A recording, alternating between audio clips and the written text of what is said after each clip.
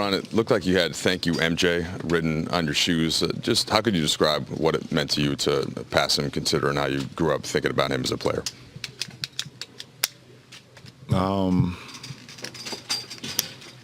I don't know, man. A lot of stuff that I've done in my career,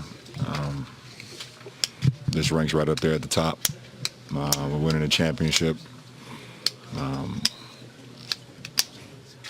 I mean, for a kid from Akron, Ohio, that needed inspiration and needed some type of positive influence, MJ was that guy for me. I watched him from afar. Wanted to be like MJ. Wanted to shoot fadeaways like MJ. Wanted to stick my tongue out on dunks like MJ. Wanted to wear my sneakers like MJ. I wanted kids to look up to me at some point like MJ, and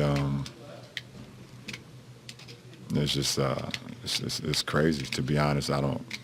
It's beyond crazy. Were there things you had to do tonight to kind of handle the emotions of that moment, knowing it was going to approach and waiting for that basket to hit? Obviously, I didn't handle my emotions very well in the beginning. I started 0 for 4 from the free throw line. You know, that ball was flying off my hand, and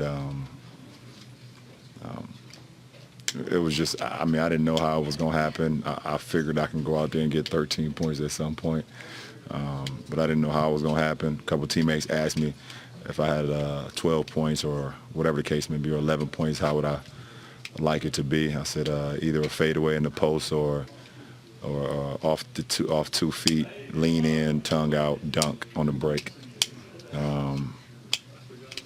It's crazy. LeBron, Luke just calls you a pass-first player in some ways. You always say you're a basketball player. Is there something about the scoring list, though, in Jordan on that hits it in a certain way? No, I mean, hits it in a certain way because I am a pass-first guy. I've always been a pass-first guy. I've always, since I started playing the game of basketball and was taught by my little league coach and father figure, Frank Walker, he always said it's you get a lot more thrill out of seeing your teammates succeed. And that's how I was taught. I was taught to play the game the right way, get my guys involved, get my teammates involved. You know, when I first started playing basketball, we had kids that was much smaller than me that couldn't get shots for themselves. So, you know, I would literally, you know, had to get them shots. We had one kid on our team that literally couldn't dribble. So I would get a rebound and actually roll the ball to him all the way up into the hole, and he would just pick it up off the ground and lay it in. And I got a kick out of that. So that's why it's so crazy to me right now that, you know, that's why it's so crazy to me just seeing, you know, where I'm at in the scoring of all-time greats in this game of basketball, because I've never been about scoring. I think we should start off by just giving credit to what LeBron did tonight individually, becoming the 4th all-time scorer, passing Michael Jordan.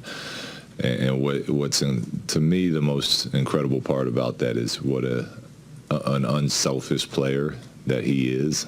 For someone that's always looking pass first, to score that many points in his career just speaks to the you know, the greatness to his game, and it was pretty special and pretty cool to be a part of.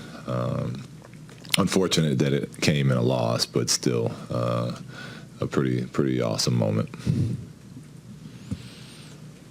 Luke, what did you make of that second half effort from some of the guys on the bench? I said we're looking for guys that are going to play the way we need to play. And that's, I understand where we're at with the injuries, but there's a certain way to play this game, and you know, that's the respect you show for the game, and we found it in the second half with, you know, a couple different groups, you know, consisting of guys, you know, that J3 and AC and Mo and Josh Hart was out there with that group a lot, Rondo and Bron coming in and out. But that's, win or lose, that's how we need to play. And it's more fun for the crowd that way. It's the way the game is meant to be played, and it gives us our best chance of winning. When you start to get some of the guys back, or Kuzma, Ingram, eventually Lonzo, do you still anticipate using more players and getting more minutes for certain guys? Not if we're playing with that energy. I mean, not if we're playing that way with the group. That's how we should be playing. But if we're not getting that done, then yeah, we'll continue to find the guys that are playing that way. Luke, with this stretch that you've had since the All-Star break, making the playoffs a tough possibility, and then seeing what the young guys gave you tonight, and then also knowing that managing LeBron's body is going to be a priority for the duration he's in LA, is it still all moving always forward towards just winning the remainder of the season, or could the kind of the goals for the remainder of the year change?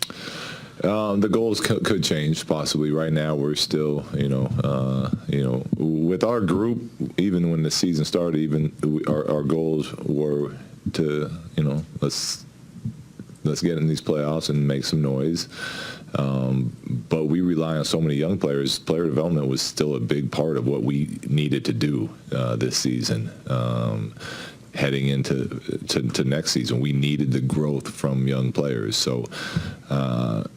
Now, the amount and the priority, that might change as we go down this final stretch of the season. But for now, we're out there, we're trying to win.